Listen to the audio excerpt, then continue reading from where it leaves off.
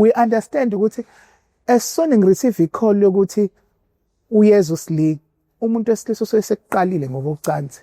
Uma ususestobhini-ke vele nje usuke sevele uthi ungene nje uvele. So you understand ukuthi first round uvele uqale usa-receive uconfirm ukuthi uyeza. So you need to understand. Mase kuba abantu besifazane abazazi, because uzothi man athi likhulu athi uyashesha kwanti uyena ongazazi ukuthi ufuna ukuthintwaphi kwenziwa kephi, ukuthi I think ngiyakuthanda lokho, ngiyakuthanda ulala ube u-90 degree, ngiyakuthanda uvula imilenze ukuthi ngiyakuthanda ukuthi wenze uhlobo oluthile because lokho ikona engiku-enjoyayo. And kahle kahle angikwazi ukuchama uma usalokhu ubheke phezulu, sengathi ungacosha imfilo ubheke phansi ngiyibone yonke ngize kanje. Angithi yabo akekho umuntu ongemnandi, wonke umuntu umnandi. The only different uma kuthiwa umuntu akamnandi because unconnect, i-connection engekho. That's why-ke wena ufike ushaya u-30 minutes wakho uyitshela ukuthi kanti besinga-connect.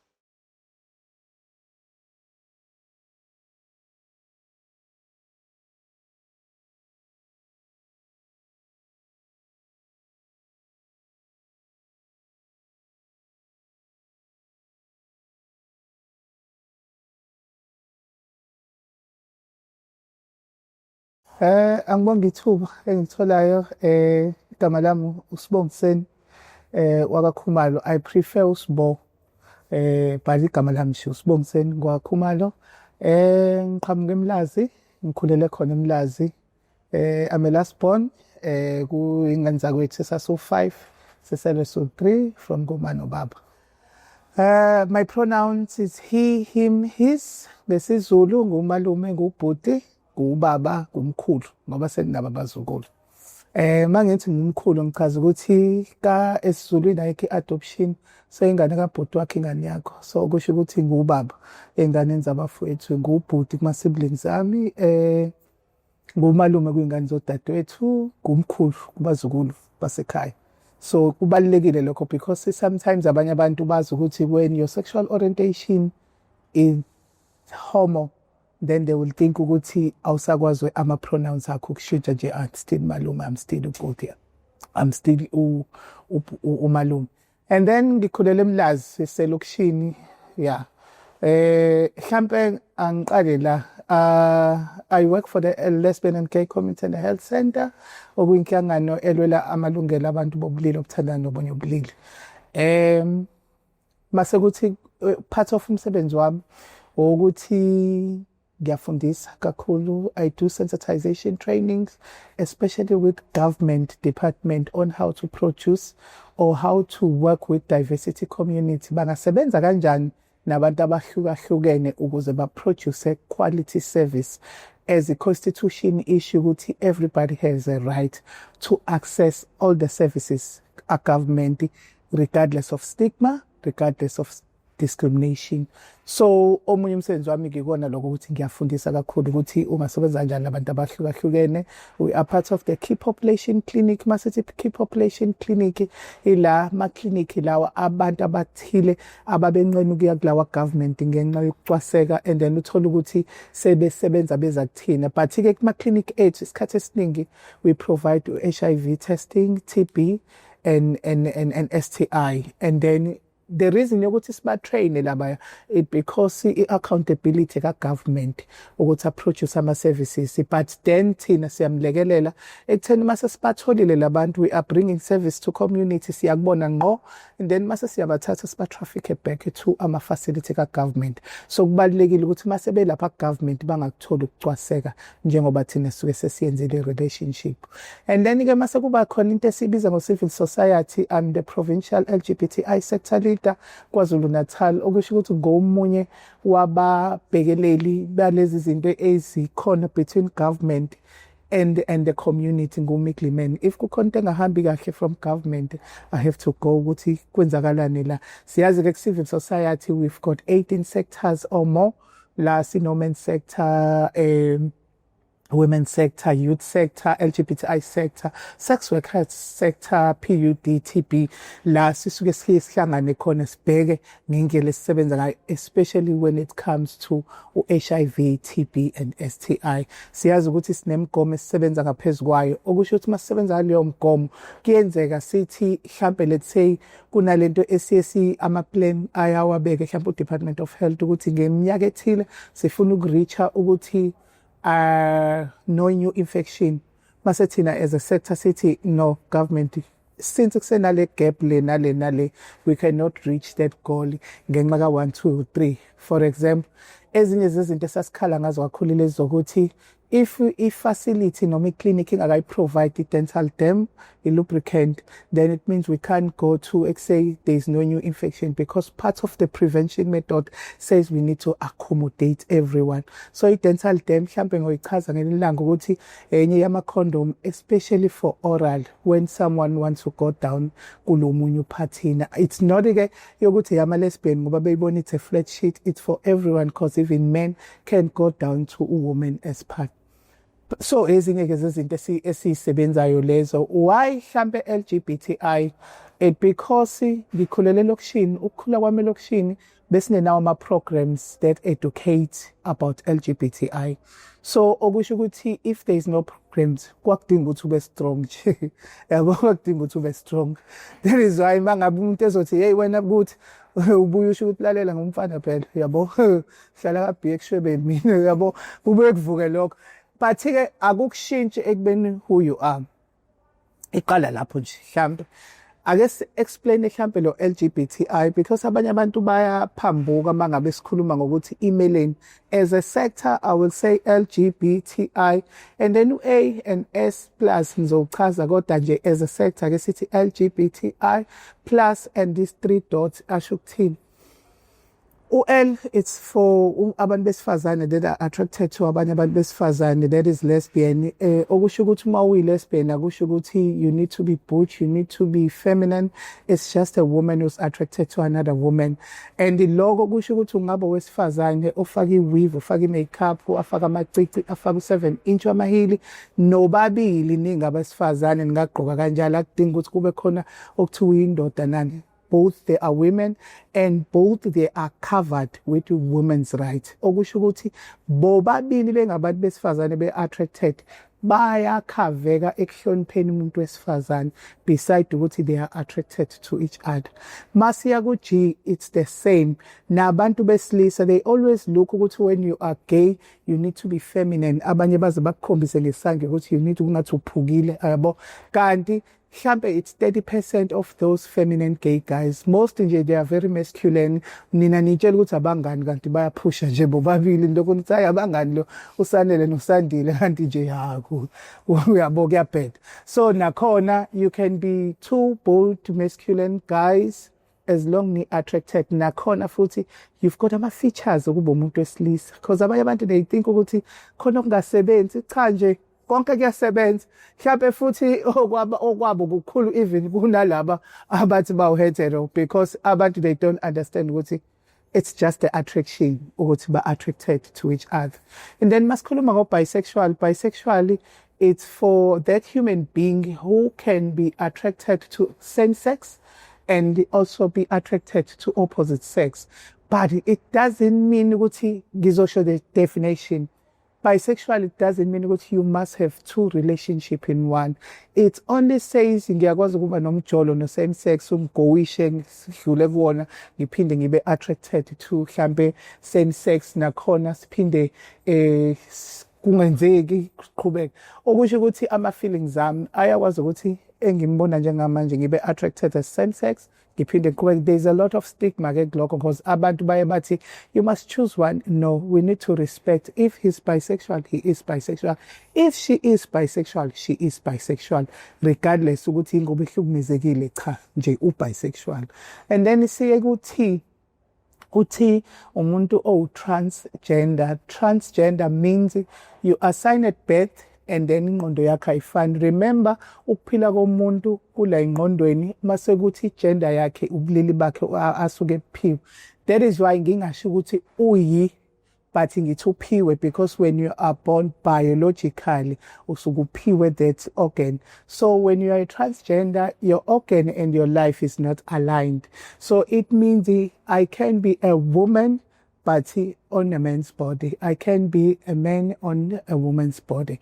But then go transgender, we need to know ukuthi it's not all of them who wants to do ama-hormones and bayokwenza surgery to align or to restructure umzimba as ukuze kukwazi ukuhambisana, because some of them, remember, transgender, it's a gender identity. Some of them, for sexual preference, they still use what they have in between the legs for sexual preference. So ngizoyichaza mangabe sengifika kwi-sexual preference ukuthi sikhuluma ngani.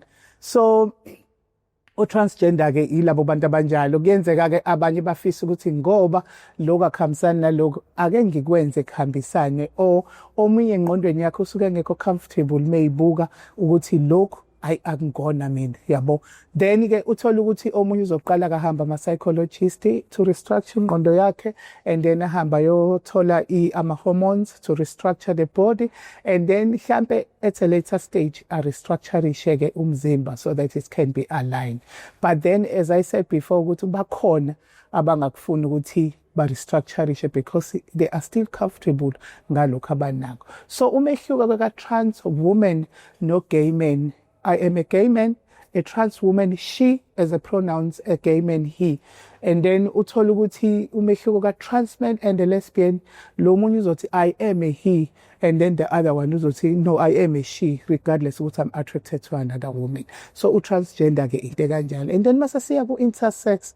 Intersex, it's when you have an ambiguous organ. Ambiguous organ, it's when your organ cannot identify ukuthi are you male or female. Okusho ukuthi kuyenzeka ukuthi uzale umntwana but isingakwazi ukubona externally uma uzalwa lapha e-labor ward ukuthi kungabe isitho sakho sitho wesifazane noma wesilisa. Ama-intersex kahlukene ngokuhlukahlukana kwabo. Uthola ukuthi isitho sakho siyafuna ukwakho ukuthi bekuyisitho somuntu wesifazane, but you can see futhi ukuthi kungathi kukhona obekufuna ukuya kumuntu wesilisa. That is an external intersex. And then iyahamba ke izifike nala 10 even internal. Masikhuluma ngo-internal, abantu siyazi ukuthi baye bajwayele ukuthi hey wena ngathi unamasende eswini and all of those things. Okusho ukuthi kuyenzeka ukuthi ngaphakathi ujike ungaphelelisiwe ngokobulili lobu obusuke bukhona. Ngithi sizobona ukuthi you are a woman kodwa uthola ukuthi awunaso isibeletho, awunawo ama-hormones aphelelisa ukuthi kube umuntu wesifazane, or umuntu wesilisa, you don't have prostate, you don't have all ama-hormones lawa azokwazi ukukhiqiza njengomuntu wesilisa. So those are intersex. And then plus usuke uchaza ukuthi i-sexuality is very broad. Nje uNkulunkulu usakha noma yini njengoba eqhubeka edala, ukusho ukuthi usengadala noma yini. Sexuality is broad. Kusasa sovuka kukhona ukuthi I'm attracted to something else, ukusho ukuthi iyaqhubeka. And then those 3 dots achaza kona ukuthi nje akusafani nakuqala esasikubone ngomnyaka yobani yoJosepha noyobani, akusafani namanje. Okusho ukuthi impilo iyaqhubeka and uNkulunkulu usaqhubeka wenza amandla okuyibonakalisa. Ange-expect ukuthi because uMoses waphatha induku wayiphendula inyoka sisazophenduka inyoka. Mhlawumbe uNkulunkulu is in business. That is why emenza us more attracted to another man instead of attraction to a woman.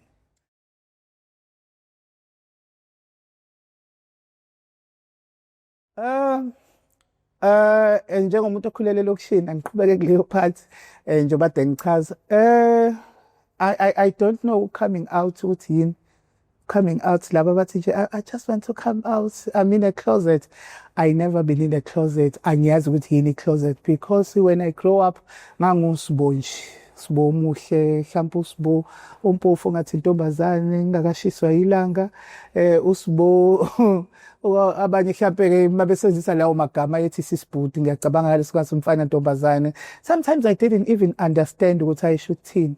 The reason ukuthi ngangafuni ukwa-understand noma nganga-understand, I think it's because njengoba ngisho ukuthi ngikhulele ekhaya, we've got a Christian background.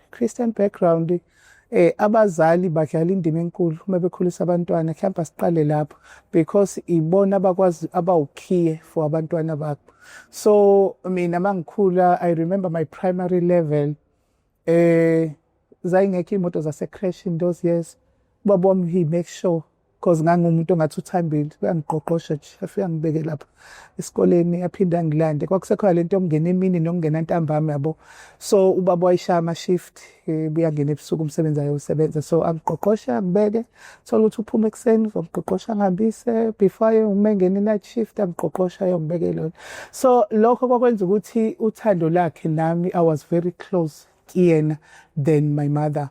So and then ngakhula ngumuntu onjalo but then kwakunalento leyo yokuthi muhle abantu babesho njalo because noma wayesho njalo ukuthi babe ngipha nje kokho nje ngeyitimela emlaza ngithi yakhumbula ngithi ngihlele ngiphethe nje bangipho 5 rajana lezo ikhansi nelonto ithi kwaze kwakuhle lokho umfana nentombazane yayibo leyo nto so iqala kanjalo and then as notice.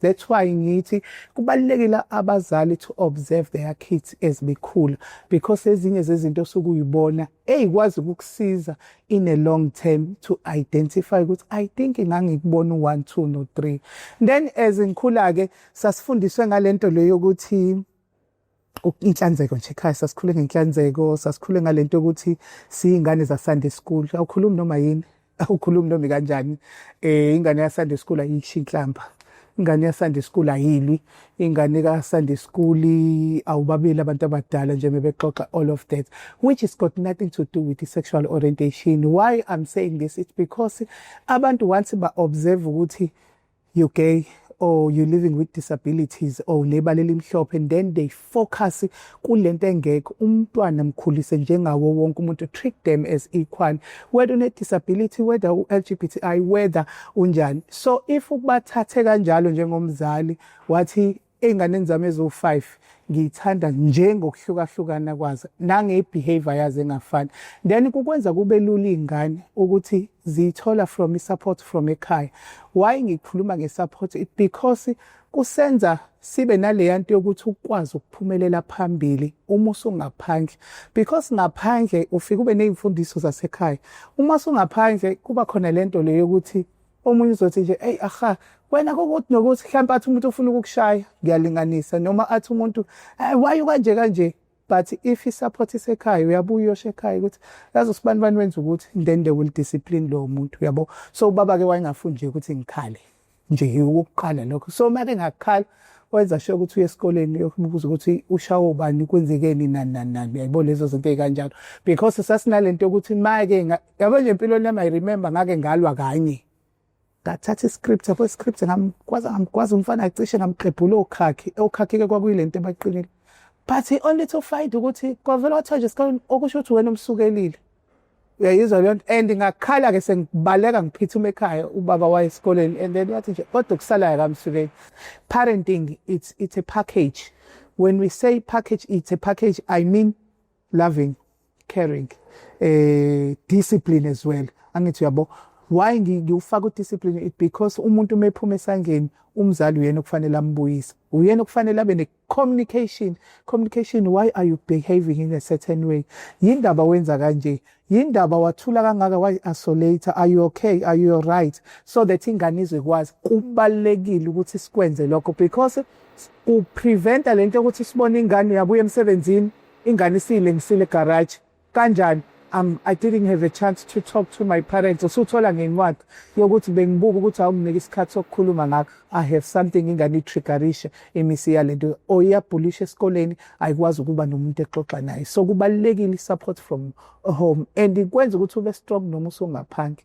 That's one. And then two kuzoba ile ukuthi I said we don't owe anyone to disclose or to come out because akekho umuntu oyathi njoba kuzoba nomcimbi noma njoba kunoChristmas kuza bonke abantu basemakhaya nabakephi I wanted to say professor I'm heterosexual I'm straight bengifuna nje umndeni ukwazi lokho so even LGBTI we don't need that abantu they always say I come out cause was no I understand ukuthi you are dating women as a guy my brother naye I understand ukuthi my attraction is different from his even be straight be2 babe ne attraction angafani abobhuti bami umunye uyithanda iland umunye uyithanda imanzi into ethi mayihambe egcekeni ibonakala so uyabona ukuthi kwabona bebodwa hetero banama-attraction angafani. So it means njengoba siwu-5 as siblings sasinama-attractions angafani sonke, so we need to support each other, and then we can't take ama-decision for each other, but thina we support wena lo osuke esho ukuthi no, this is who I am. And remember, as uzalwa wena uyisho loyo ukuthi this is my identity, imina uSibo wakaKhumalo, and wena ngeke uzwazi ukuthi how I feel as uSibo until mina ngikutshela. So that is why kubalulekile ukuthi sithole support. So ke ukukhula elokishini kwami kwangisiza ngenxa yokuthi abazali bami indlela ababesikhulise ngayo iyona eyenza ukuthi elokishini ngingabi ne-challenge. Why ngisho njalo? Because uma ngabe ngikhule njengoba kade ngisho ukuthi sazi ukuthi umuntu omdala iyabingelela. Mangabe uhlangana naye ephethe uyangiphathisa ekuthuma uyaya khona lento yokuthi wawuthuma ingane uyathuma. Kunezinto esasingazenzi phambi kwalona njengoba abantu sebenza, wawungeke ubhemele phambi kwalona, noma usujola wawungeke uzujole phambi kwabantu abadala. So Sunday school njengoba dengisho sifundiswe nje ngendlela ethile. Kwasisiza-ke ukuthi noma ususesikoleni you behave in that certain way yasekhaya. Even sesisebenza indlela engibehave ngayo emsebenzini ireflecta ukuthi ukhuliswe kanjani ekhaya. Base kuzoba khona-ke izinto-ke challenges like la ukuthi uzothi hey usisipotwena abafani yabona bullying. Ngalezo ikhathi yayingandile u-18 mawuzothi ngizoya kuthisha kuthiwa miss usibanibani uthi nosisibhuti. Hey wena uhlalela namantombazane. Ummisi lesikhathi esho njalo didn't understand ukuthi khona ayifaka engqondweni yakho, and akayi-understand i-risk yokuthi i-bullying ngaleso sikhathi yayikwi-level enganani, and wena mawusuka uzomshaya ngempela because usumtshelile ummisi. And isuke sekuyi-case ngoba ummisi in the absence of the parent is the one who's supposed to sort ama-conflict within the ingane esikoleni, angithi yabo. So ilezo zinto-ke mhlawumbe ama-challenges esasiba nawo, but then again because sasifundiswa ngalento yokuthi udlame thina asilwazi, sasingaze sibone ubabelwa noma silwa sodwa ekhaya sasithethiswa. Kwakunezinto umuntu methi nje yasisibhuti you just ignore yabo, wawuku-ignore nje unless ezoza kukhofoloze. And remember ukuthi omunye umuntu mekhuluma ezinye izinto ekubona ukuthi you don't care about it, ugcina ifana nesilima, ubone ukuthi uzogcina kuyeka. But-ke kusuke sekuya ngabantu indlela abayiyo ngoba abanye it builds angers. Yabona iyayakha leya nzondo othi musukhula ube kwi-defensive mode at all times. Umuntu meke wathi uyatriggerisheka, kanti kubalulekile ukuthi sometimes omunye umuntu uyakuchofoloza because akanayo information. It's where education and information ingena khona. That is why I've decided to work with the LGBTI sector, because I wanted to close that gap yokuthi thina we didn't have a chance and organization in that time azokwazi ukuthi ngiyothi mangithi umisi ngithe ngiyamceba wangasho lutho usibanibani, and ekhaya nabo aba-understand lutho. Manje siyakwazi as an organization to go and do ama-dialogues, debate esikoleni as part of i-ELO subject. Sisebenzisane nothisha ukufundisa iy'ngane ukuthi ngokuhlukahlukana kwey'ngane, don't bully each other, umuntu mumbone ehlukile kuwena, yabo lezo zinto. So ezinye-ke zezinto engicabanga ukuthi njengamanje esesizenza sebengcono abakhula manje, thina sakhula nje ingekho leyo nto, nothisha nabo babengaka-understand. So i-challenge kwakuyileyo kuphela nje yalawo magama, usisibhuti umfana ntombazane noma kwenzakalani. But-ke njengoba ngisho ukuthi mina for me nganginandaba, siqhubeke siye kule yokuthi mhlampe kubaluleke ngani ekutheni uma ngabe umuntu esho into noma ebona into ekufanele ngabe uya-educate ke njengoba ngikhuluma nge-education and information. Let me just make an example with the trending yamanje yemvunulo. Some of us, we don't have a problem with imvunulo. Some of us asifundwa yona imvunulo, siyathanda ukuyigqokela ingeleni. But if kune-gap obonayo ukuthi fanele ngabe ngiyafundisa ngalento, asifunde ukuthatha i-responsibility yokuthi ezinye izinto uma siyibona sifundisa kanjani. Remember, approach is very important. Manners of approach, sometimes ikhona ukuthi uqhamuke nento right, but because of your approach imisi ireza yonke into enhle obuza nayo. Yayizwa leyo, because abanye abantu njengama-leaders njengoba ngithi I'm an LGBTI sector lead, ngine-community engilalelayo uma ngishinda. So uma ngase ngithi nje asiphume njengamanje siyongena kubhoda se-City Hall, they will come and follow me. But uthola ukuthi in le nto engisho it's create hate, fanele ngiqale ngiyibheke into engiyikhulumayo. That's one. And then two, kunezinye izinto njengoba ngisho ukuthi i-background iyasebenza kakhulu ukuthi sikhuliswa kanjani. Kunamagama engeke ngivele ngiwasho because ngihlonipha indlela yomuntu ongilalelayo, ngihlonipha indlela yomuntu oyibukayo. Remember njengoSibuka kaKhumalo, this video izobukwa yingane zami, ngisho ngathi ngubhuti, ngathi ngumkhulu, ngathi ngumalume. Kunamanye ama-language othi uma uyisebenzisa ubone ukuthi this is not an appropriate language for ukuthi ngabuka umuntu ekhaya ohleli nogogo ohleli noma wakhe nani. But if ngifuna ukufundisa, let me use igama elizokwazi ukuthi libe nesizotha, liphinde loya muntu engikhuluma ngayo lisigcine isithunzi sakhe, because eSouth Africa if isithunzi somuntu sidicelela phansi ikhona i-equality court and then iyona ekwazi. And remember futhi ukuthi kunalezi zinto zokuthi siney'nkolo ey'ngafani.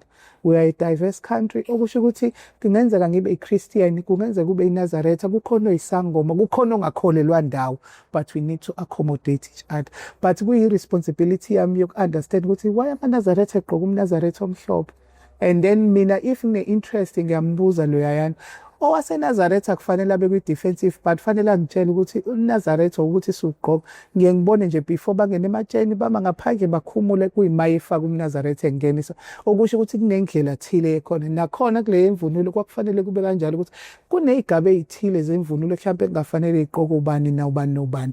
But the approach, that is why kuleyo it's not really about the mvunulo, it's about the approach and the speech esi-creator inzondo kwabanye abantu. And remember, kukhona omunye ubaba ovele eyizonde community uyatriggerisheka mangabe eza umuntu othi upresident noma uyi-leader ethi mabashawe mababulawe nani, and then it creates.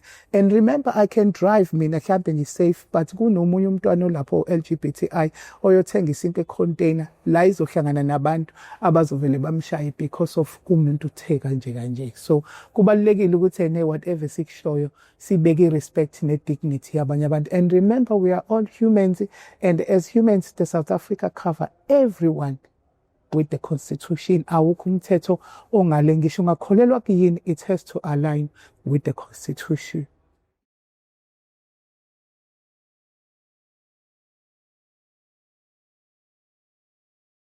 Okay. I think njengoba ngithe part of umsebenzi wami is to do sensitization training.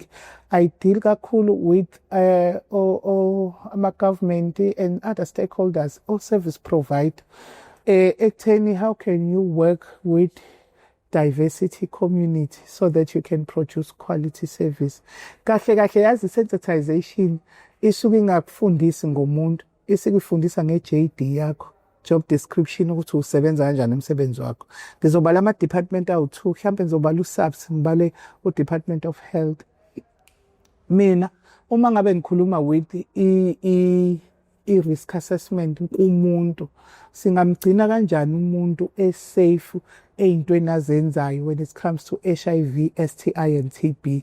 Ngizofika eklinikhi ngizothi ngicela ukuzohlola, and then unesi asikho isidingo sokuthi aqala ngibuza ukuthi umfana noma intombazane yini, because if ngi-introduce as uSibuka kaKhumalo, Sibo singakusiza ngani. Eyokuqala i-gap. Then the second gap ile yokuthi make ngathi I've got an anal infection, then bazobe sebebheka bona ukuthi i-anal infection yakho uyithole kanjani, because you're supposed to behave in a certain way, which when it comes to sexual preference ayikho into ebizwa nge-gay sex, ayikho into ebizwa nge-lesbian sex.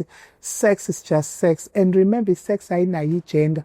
I-sex, you use features of this body to make sure ukuthi mina I'm satisfying you according ukuthi thina si-attracted kangakanani sobabili. So it means if singabantu besilisa so-2, the only different ukuthi there is no vagina. If it's 2 women, there is no penis. And remember, ucansi alipheleliswa i-penetration kuphela.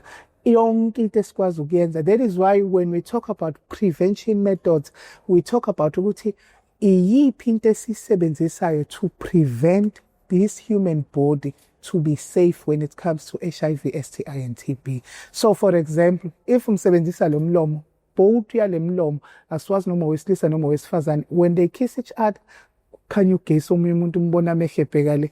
Wena sikhuluma ngezandla, izandla kungayisandla somuntu wesifazane, kungayisandla somuntu wesilisa bethintana kube nezinto ey'vukayo kwabanye, angithi uyabo. So it means sex is just sex. The only difference is when they are both males or both females.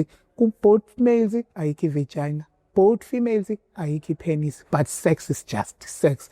That is why ke ngakulento zama-funding thina sisebenza ngama-projects uyuthola ukuthi sekuthiwa kukhona men who's having sex with men or women who's having sex with women, and lapho sisuke sesibalekela leyo ukuthi mina ngizolala nawe ngoba siphumele ubumnandini noma besihlalele sigruvela and we end up having sex, but it doesn't change your sexual orientation because uyakwazi ukulala nomuntu without attachment. Okusho ukuthi singalala nje ngoba besilala ngalelo langa sinenkanuko, kodwa uthola ukuthi ngakusasa siyavuka nje ngathi asikaze sibonane, ngiphinde ngiqhubekele nempilo, uqhubekele nempilo, uhambe unkosikazi wakho or uhambeni ngihambe ngepartner wami. So uyabona ukuthi we need to understand that. Mase ngizongena kule yaka subs mangenza i-example nakhona, if you are a guy and you have been raped, iyodwa nje indlela yakhona isugokothuthuzela la kuzokhona unesi, kukhona iphoyisa, kukhona i-psychologist na wonke umuntu abazokusiza. Uma ngabe ngireshe ngumfana or umunye umfana noma ingane yomfana awukho umehluko, but abantu baba nale barrier yokuthi ngoba sekuwumfana noma because usegay sengazi ukuthi kuyashintsha. Ayikho into eshintshayo, kusebenza nje imigomo eyodwa efanayo. Uma ngivula icala ngivula icala and then kwenzekeni, and then from there asihambe siyokwenza ama-test to verify, dokotela verify ukuthi it is rape, then usubs athatha avule idokodo. Makufanele ngiqalise u-PEP, if bengitheste nga-negative I have to be initiated ku-PEP so that ngingabi nezifo engingazazi kuloya muntu okurepile. If it's GBV, ishawa umfana or my partner, whether it's male or female, GBV iyodwa nje.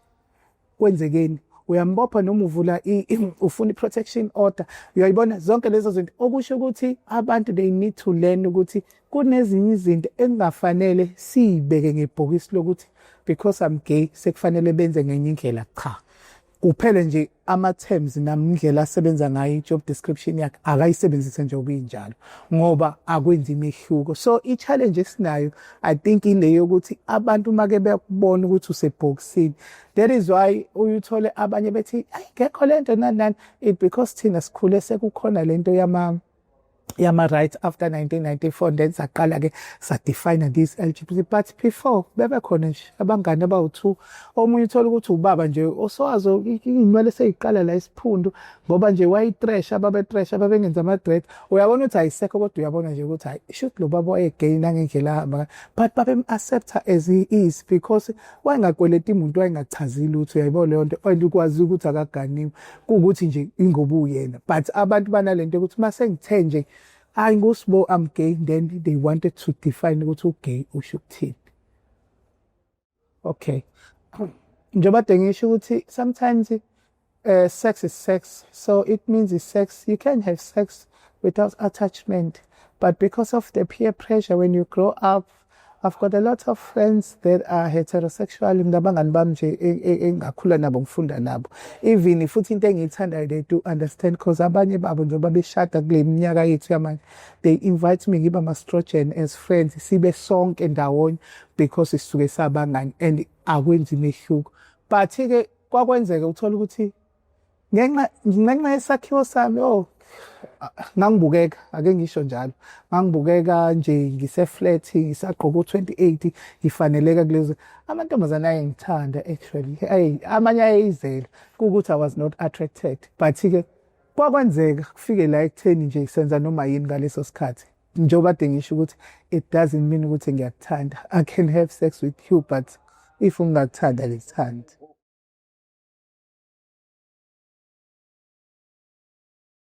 Sasila abafana abayithandayo izinto nayo yonke into, uthola ukuthi siyahlala mhlambe so-3 kanje. Eyami into iphathi yayiba kule yokuthi ngiyakwazi wena professor kwi-team yethu uyawathanda amantombazane, and masihamba nje sakhula sayodlala abo-ice cream beshumba masiza la e-town nabo ngaba-weekend nani. Uthola ukuthi sizohlangana namantombazane awu-3 wena nomunye umjida vele niyawathanda amantombazane, then I have to accommodate phela ukuze ningaphazamiseki. Yayiqala kanjalo and uthola ukuthi mina nje ngiyayixoxela uyaphila u-right kuhamba kahle, and yena ngenxa yokusuka wayisuke ebona umfana mhlawumbe uthola ukuthi sizogcina ngempela kube sengathi siyathandana.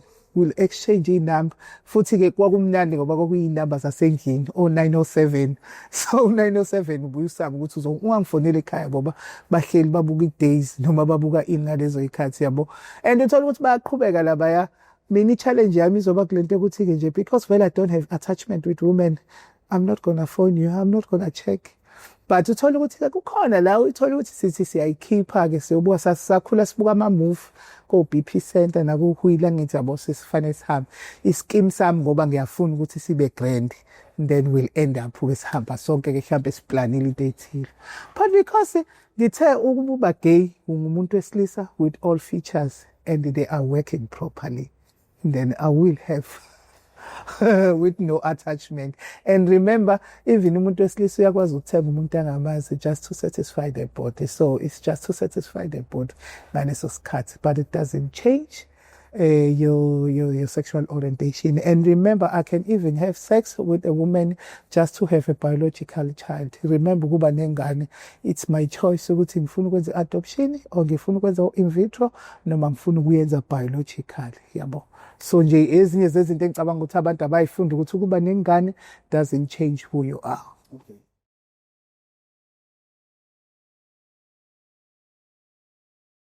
Ayikho time frame yokuthi at teen stage or kukhona abantu aba-early nje sesibona ukuthi kukhona osheshayo nje ukuhlupha, kube khona odileyayo.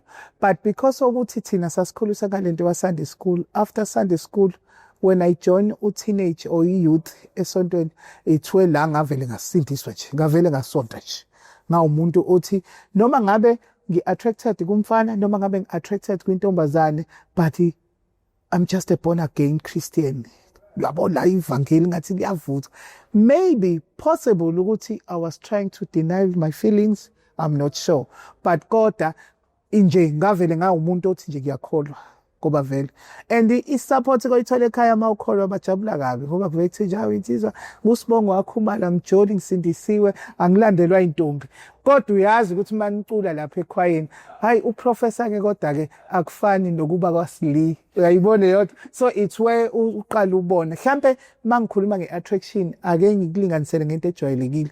Sikhule sidlala izinki. Yeka lokwa manje kwama PlayStation.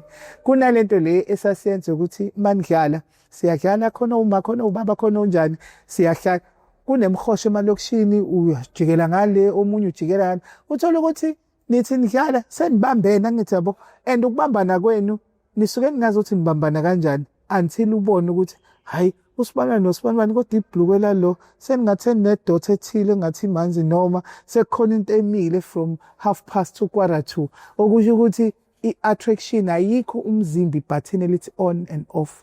I-attraction has develop, but because of the environment esikhulela kuyona siba nalento yokuthi okokuqala nje kuba gay uma uyinto esontweni abayithandi okokuqala.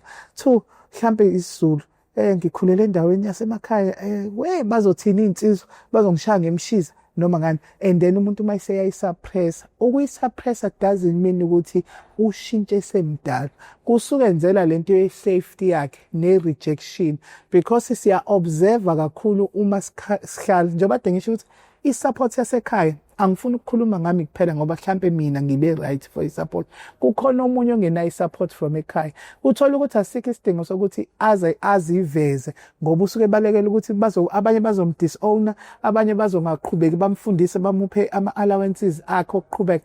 That is why si end up ufike e-DUT nase-UKZN usuka le kule ndawo zasemakhaya ahlangane nami la kuwe street noma eMasgrave ngiyazipitshozela mayisethi umuntu this is me, then aqhubeke mayise kuba sengathi ushintshile seThekwini kanti ubengashintshile because ubenzela le ye-rejection yasekhaya ukuze akwazi ukuthi ayimele. And that is why you find ukuthi u-LGBTI omningi u-independent, it because siyileya rejection esikhula sinayo nalesa discrimination. We wanted to make sure ukuthi uma ufunda uyafundisisa, when you're doing business you must do business ukuthi liqhubeke so that uzoba independent. And ke emphakathini once wanemali baningi ababathandayo usaziwayo kodwa ehluleka ukuthanda ingane yakhe la endlini because usuke emthanda loya ngoba enemali. I think iba lapho nje. Ngifuna ukuchaza le ka-uniqueness kodwa ngifuna ukuqala lapha kubazali. I think sike sayisho kancane le yokuthi abazali they need to understand i-uniqueness yey'ngane zakhe. Mina iy'ngane eziwu-3 ayifani zonke. But into engeke ngiyibalule kakhulu uma ngabe nginama-parents dialogue ile yokuthi abazali they mustn't give i-pressure kubantwana. They need to understand. Ngisho kanjani uma ngisho njalo? Like for example, kukhona lento yokuthi njengoba kuzoba uDisemba ukanwa nini Sibo, ubaba omncane nabo bonke ihlobo lezi zizofika ukanwa nini. Why mina ngiyazazi ukuthi angeke ngize ngiganwe. I'm making an example. Or angeke ngiganwe yilo abalindele ukuthi ngizongigana yabo. So okusho ukuthi ke kuyenzeka i-situation la izifike la ekutheni ngigcine ngithathe ingane yabantu.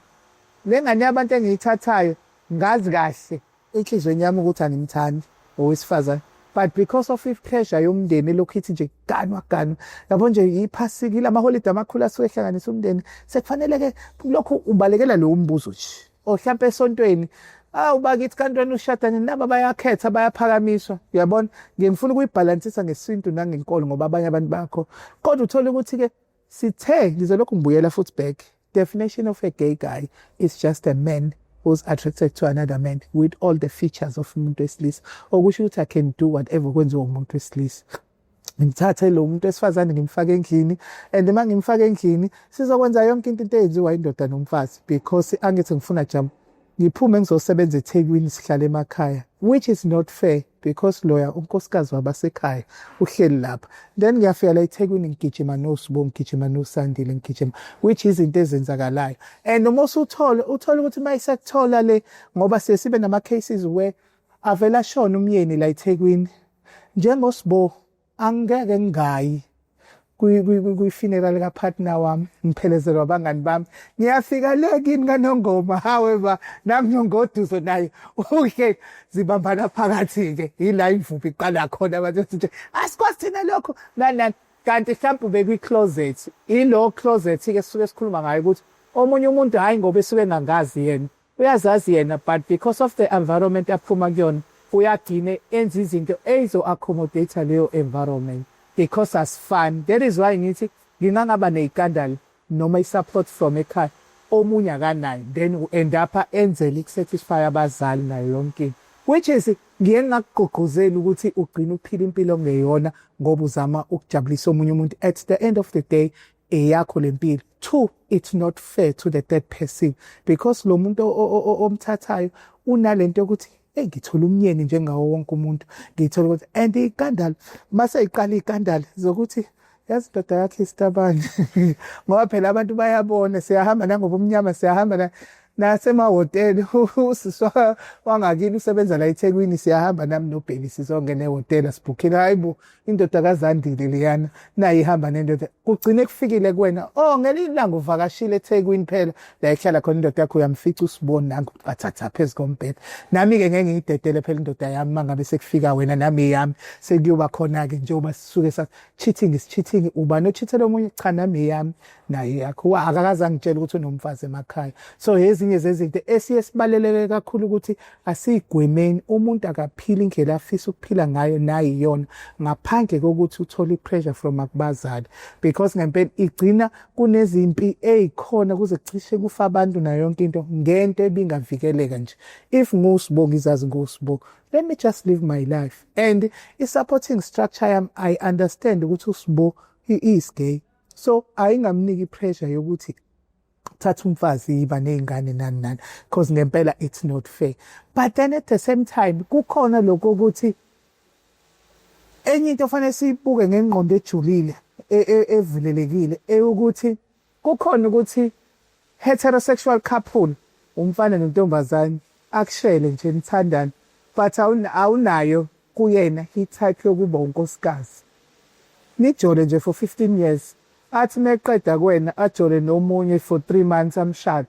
So ezinye zezinto ey'suke ukuthatha wena personal ungawesilisa ungawesifana ukuthatha isinqumo sokuthi yini engihlalise kulobudlelwane, what are the benefits akhona, ngihlaleleni iminyaka emingaka kungokho akwenzayo nani nokuthi usi-observele wena kumuntu wakho uma umthanda, whether you are heterosexual or homo or bisexual.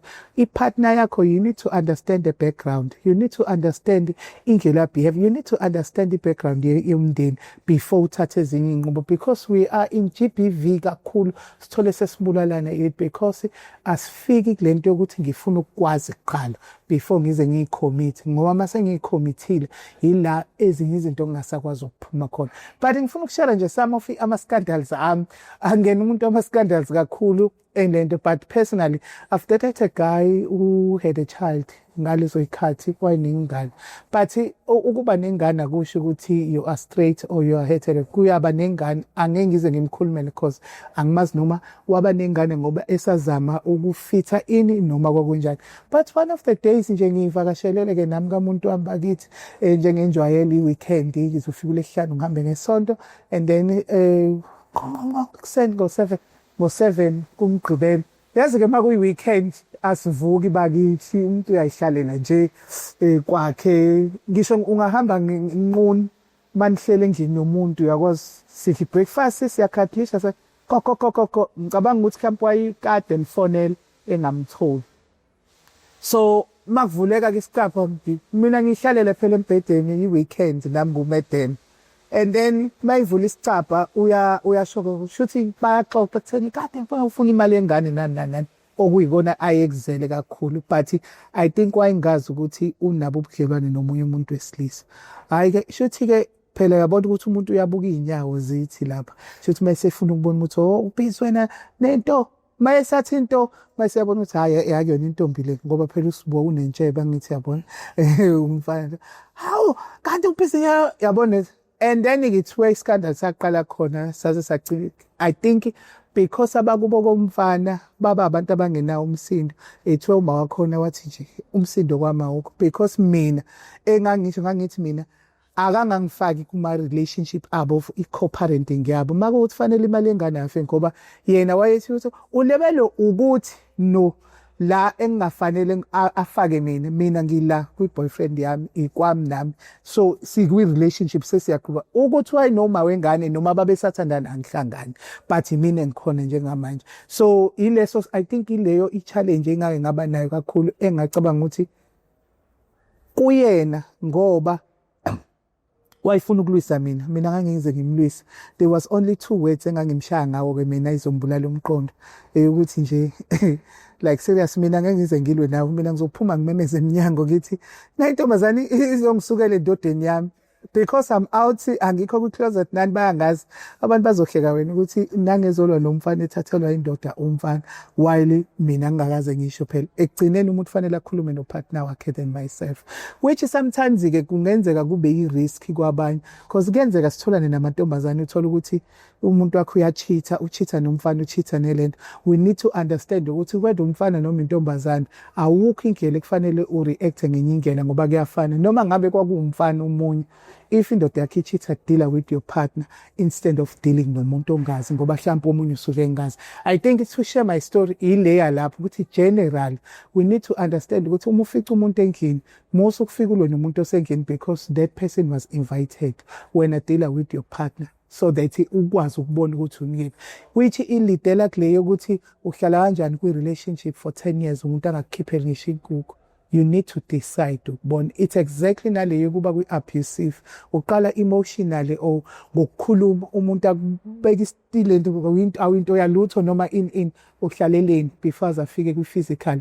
And okubuhlungu with this abuse ungcono physical because isilonda siyaphola, uyayifaka i-betadine iphola, but emotionally uthi musuhleli wedwa kuphinde kubuye ukuthi uthele mina ngilutho noma nginamani noma ngiphila ngaye nani. Uyabona ukuthi sometimes kwezinye izinto general we need to understand the relationship yethu, i-communication, if it has to end cut again wakho. And remember ukuthi kungenzeka ukuthi wena ngowesifazane straight umfica nomfana okusho ukuthi akuwena onenkinga, because kuba isikhathi esiningi kuba sengazi ukuthi lo wesifazane onenkinga wena uphelela.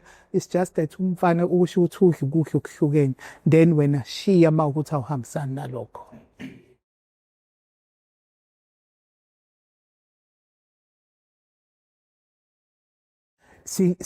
Ikabili ile yokuqala ukuthi kungenzeka ukuthi ngoba inhloso zami ukuthi mina ngifuna inhloso zami, and then esibili fanele mhlawumbe abantu besifazane ungahambi wedwa nje, futhi not abesifazane kuphela ngoba nakubesilisa iyenzeka, ungahambi kakhulu ngokwengqondo ubuhamba wedwa utshela ukuthi uma uthola mina uSibu usuthola umkhwenyana kanti mina ngikho kuleyo picture.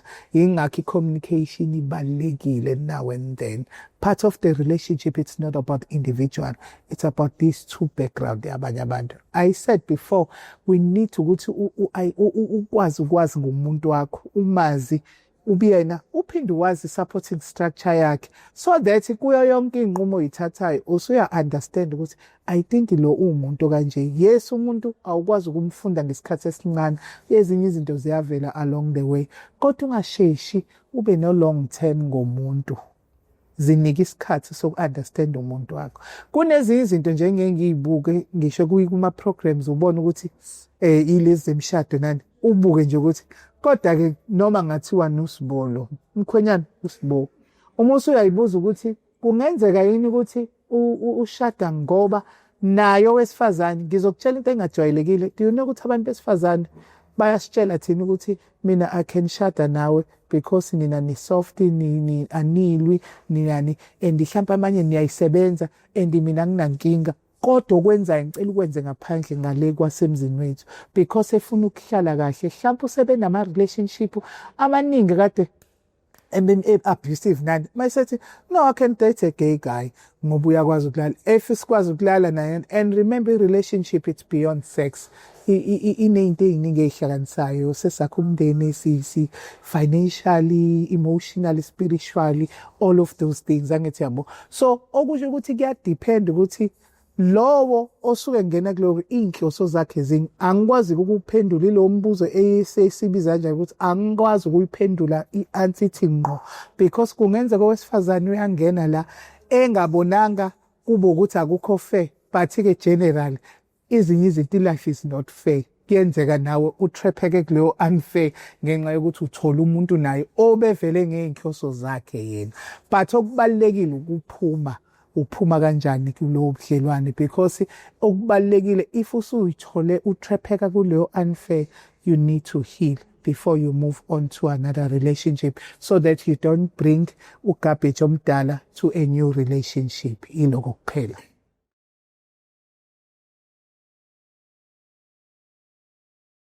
Sex is sex.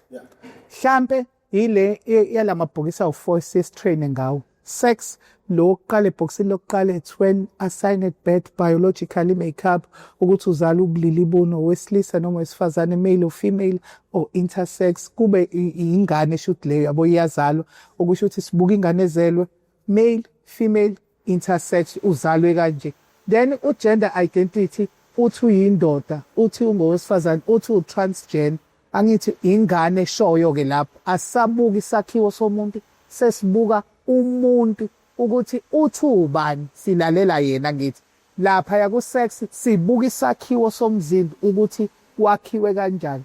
Third box is sexual orientation. Is sexual orientation umzimba attracted ba, that's why sithola heterosexual, which is an opposite relationship. Sithola bisexual for both attraction to male or female or both genders. Then mase sithola homo, which is same relationship. Mase kuthi ibhokisi la 4 lithi sexual preference or sexual practice. Ila sesibheka ukuthi umzimba ujabuliswa yini, ukhanyiswa yini ke kuloko kokujabulisa umzimba. Sase sithi ayikho into ekuthiwa i-gay sex noma i-lesbian sex or bani. I-sex is sex. Umuntu uyakwazi ukungena enkomeni, intombazane isandla siyakwazi ukubamba ipipi, angithi yabo. Umuntu wesilisa uyakwazi ukuqabula owesifazane ngemlomo yakhe, uyakwazi lolu limi ukukhotha wonke lo mzimba lize liyophuma ezantsi. Asilazi lolu limi lwakhe but ekugcineni yilo mzimba kufanele ujabule. Uma usukhothwe lolu limi usuyathi makuwukuthi-ke baya-penetrate it because owesilisa nowesifazane ufake it. But it doesn't matter Iphela okubalekile sugcina kanjani umzimba safe when it comes to izifo ezithathelana ngokucansi. That is why mase senza prevention sisuke sesithi asithathe yonke ikit yethu sibeke la. Kukhona icondom yomuntu wesilisa, kukhona icondom yomuntu wesifazane, kukhona ama lubricant, kukhona ama dental dam, kukhona ama gloves, because ama gloves siwasebenzisa for fingering. If umuntu wesilisa efuna ukulala nowesifazane uqala check ekuqala ukuthi kungabe khamba kanjani, angithi uyabona siyazi ukuthi izakhiwo zabantu ayifani. Kukhona imingcwabo engena kuma community hall, ungene community hall uye kuma indoors hall lawa ngathane basketball ngapha ungene uze uyophume ICC we kuvele kuvuleke wonke ama lentuzo kube ihall eyodwa. Angithi uyabona ukuthi usuyangena. So iglove ikusiza ekutheni you might have ama crites. HIV and STI need open entry kuphela. So kuleyo open entry I can't use the finger coated pen. I need to cover the whole isandla lesi ukuze ngibe safe. When it comes to dental dam, lento engiyikhothayo kungenzeka ukuthi une STI but ayikawakhipha ama symptoms. So kusho ukuthi njengoba ngikhotha ngilokho ngithi mina hayi cha ngimdlile ngomlomo wami kanti uthola ukuthi bengimunca ubomvu ngimunca yonke leyana and after a days senginama mouth thrush, mouth herpes, angithi uyabona okusho ukuthi how do I make sure ukuthi lo mlomo safe kwinto engiyenzayo. So kubalekile intweni ukuthi si understand eqala ukuthi ucansi yini and ucansi lenziwa kanjani, how do we make sure ukuthi we are safe.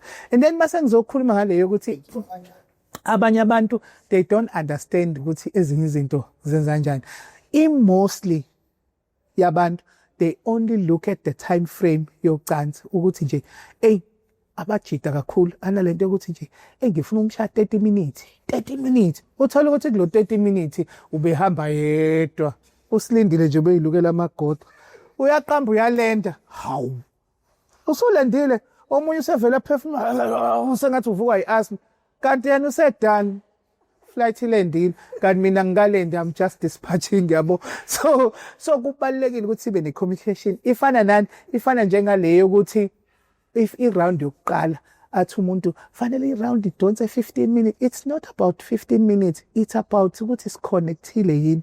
Masikhonektile sobabili ngisho singahamba 5 minutes, we understand ukuthi as soon ngireceive i-call yokuthi uyeza usilika umuntu wesilisa usesekuqalile ngokucansi uma usesestopini ke vele nje usuke sevele uthi ungena nje uvela. So you understand ukuthi first round uvela uqale usa receive uconfirm ukuthi uyeza. So you need to understand mase kuba abantu besifazana abazazi because uzothi man athi likhulu athi uyashesha kwanti uyena ongazazi ukuthi ifuna ukuthintwa phi kwenziwa kephi.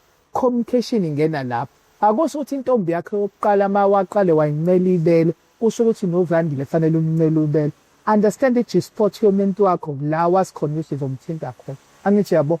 And mase understandile nawe wesifazane it's your responsibility ukuthi umteache lo wesa enzani izinto ngokucommunicate ukuthi njengoba senza lento esiyenzayo wena uthandani mina ngithandani sikwenza kanjani ukuze sikwazi ukuhamba ndawonye. Yingakho umuntu ejola nomuntu for 10 years kodwa akazacanga. Yebo because abantu besilisa ke bebe more selfish ekutheni yena meke waqeda uqedile akakwazi ukumcheck ukuthi uchamile noma omunye banye babo abazi nanokuthi umuntu wesifazane uchama kanjani angeke ambone ukuthi unanga ichama. Kube khona abanye abantu othi noma esenza izinto because of istigma nangendlela abacabanga ngayo ake ngenze emzakelo nje yabo manje ugijima naye umuntu usezothi unamanzi noma khona la wadulele khona kanti lutho. Maybe you're doing a dog style, you're 90 degrees, and because of the position, umoya uyangena as it. And remember, it's sex engqondweni. Lesikhathi egijima ngempela, lo wesifazane uyaresponda and uyarelease ama-fluid. As a releaser, uzoba but yena ngoba ka-understand umfu uzothi nje wena kade udliwe omunye kanti it's not. Kahle you are. Uhamba ngo-120 kwi-lane, fast lane ukahle. Ngihleze ngibatshela abafana ukuthi you need to understand sex. It's not about time frame, it's about the communication yenu nobabili so that nihambe nobabili.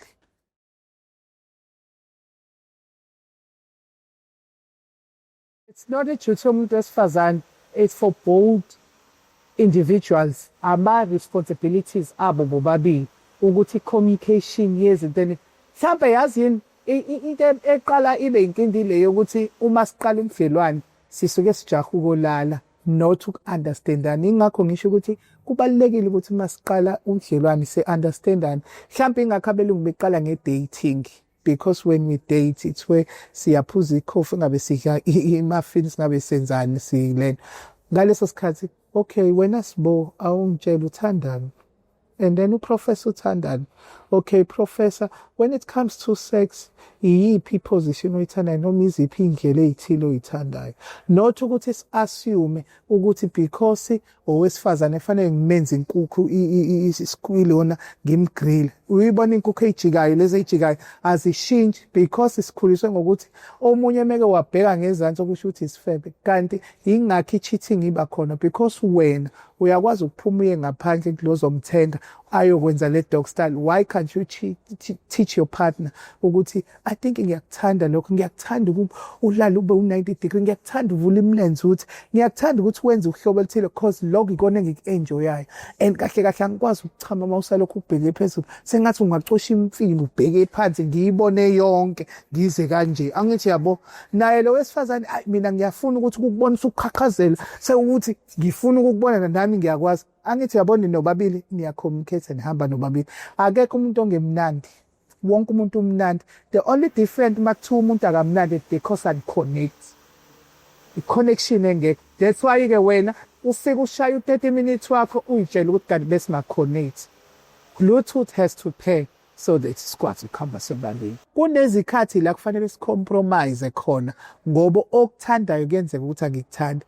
Kodwa because sikwi-relationship u-common goal uthando la, and then ezinye izinto ngiyacompromise nawe ucompromise sikwazi ukuzenza. Mase sikhipha le yenkolo nosiko nayo yonke into ngoba abanye abantu kuze ku-create-eke i-cheating because ithi indoda ayithinto. Angikwazi ukuvele kubona igodo selingena ngingazange ngilithinte. Mina ngifisa ukulidlalisa ngendlela thizeni. Kube khona othi yes ngiyafisa ukulithinta or ngiyafisa but upartner akaku-allow because ubona sengathi uyisifebe noma ufundiswe ubani izinto. Uma ukuthi uyabona ukuthi uthando lakho alihambi kahle, asithenga amapholi singene kuma-site la okubuka ukuthi sijabulisa kanjani and then mase siyafundisana ezinye izinto ngoba akekho vele isikole socansi, yonke into siyifunda along the way. Which iyafana naleyo kugoqa ukuthi we need to understand ukuthi asithandi into eyifanayo. Same with attraction. Njengoba ngu-LGBTI, it doesn't mean ukuthi ngoba ngithanda omunye umuntu wesilisa sekusho ukuthi I can't be a friend with you, Professor or Sandile, because mhlambe i-common goal yethu it's business. You are good in IT, I'm good in programming. How can we work together? So maybe the only into ekufanele sihloniphane kuyona ile yokuthi I know ama-attraction akho. Thola ukuthi masihambela mhlambe ukujabula sikhe emsenzini, hey Professor, nayi type yakho ngibonela usiso nama-hips because I knew ukuthi uthanda abantu abangani. And mina mhlambe ubona umjiko esalolishi noma ongabomnyama, hawu nayi type yakho yabo lamajika nje ama-type akho. Lokho kwenza ukuthi abantu bakwazi ukusebenzisana and sesisebenzisana ayikho into esilimazayo lapho. Abantu abayeke uku-understand ukuthi ikufuna ukuthi if ugay kusho ukuthi ufuna ukulala nawo wonke umuntu wesilisa. Cha, some of them they are not even our type. That is why even now uhetero angeke uthi wehla ngomgaqo uhamba uthi ngiyakuthanda. That is psycho, unenkinga yelento zanani. Phela asifundi ukuthi singasebenzisana kanjani. Sengigoqa the whole party le yanamhlanje ngiyafisa ukuthi ngikushiye namagama awu-3. I-respect, you earn respect. I-respect it's about ukuyihlonipha wena so that nami ngikwazi ukuhlonipha. Masikhuluma ngokuhlonipha sikhuluma ngey'nto ey'ningi. Ngiyasihlonipha indlela engigqoka ngayo, ngiyasihlonipha indlela engikhuluma ngayo, ngiyasihlonipha indlela engenza ngayo my behavior. Leyo yenza ukuthi nomuntu oseceleni kwami akwazi ukuvela athi ngeke avela akhulume noni kanjani kumina because urespect indlela engiyipresenta ngayo. And remember ngi-respect i-reflect indlela okhuliswe ngayo. Then mase sizoba nalento ebizwa nge-dignity. Kunezinye izinto ekufanele si-understand ukuthi sesikhulume saqeda but asikugweme ukuthi into yehlisa isithunzi omunye umuntu. In South Africa, we keep it dignity. If you're a service provider, make your clients or your patient or whatever osuke ba-provide or your customers wenze angene jabule aphinde aphume ejabule, so that ezokwazi ukurefer whatever into eyenzayo ukuthi hayi cha lo uyakwazi ukuphathana your customer service, because i-dignity yomuntu uyayishiya. And then mase kuzoba uquality, igama lokugcina, iquality lisho izinga lento ephezulu, okusho ukuthi uma ngabe ngixova amagwinya angiwenze abe sezingeni lokuthi ayi-quality, so that bonke abantu bezothi noma ngabe incane kangakanani into engiyenzayo. Uma ngabe ushuthi, uma ukuthi uyapheka, uma ukuthi musuke uyibukela phansi, make sure ukuthi you provide quality. That is why emhlabeni uthola ukuthi umuntu angashiya la athi uyothenga edolobheni eshiye ezinye izinto, because equality yaleyo nto osuke uyenza ayikho sesini. So with these three words, respect, dignity and quality, ayakwakho empilweni regardless ukuthi sihlukene kangakanani, and be open-minded manje. Asifunde ukuthi iy'khathi ziyaqhubeka ziyahamba. Yes, kunezinto esikhule ngazo ey'ngasenzeki. Uma sibheka besingenawo amafoni, besishaya ucingo. Uma ungakafika ekhaya ukusho ukuthi angikwazi ukulibamba ucingo. Njengamanje ucingo ngihamba nalo. Kunezinye izinto esasizidla kuqala ezayiqhamuka nje from la egcekeni, but kunezinto esekufanele ngiy'thenge. Indlela esasiphila ngathi sasidlala emgaqweni, but iy'ngane y'dlala with technology. Okusho ukuthi isimo siyaqhubeka. Iba umuntu ofundayo, and ekufundeni iba umuntu nawo willing to learn from komunye umuntu, because some other times nale nkinga yokuthi mina ngifuna ukunika kuphela ngingafuni ukuthatha komunye umuntu. So when I educate you, nami I must be the person to learn from you, so that ngizokwazi ukuthi sihlangane kanjani to work together. I think from today iloko benginiphathele kona. I'm willing to have part 2, kodwa ke part 2 ngicela ukushiya ekutheni keep watching, something nice is coming.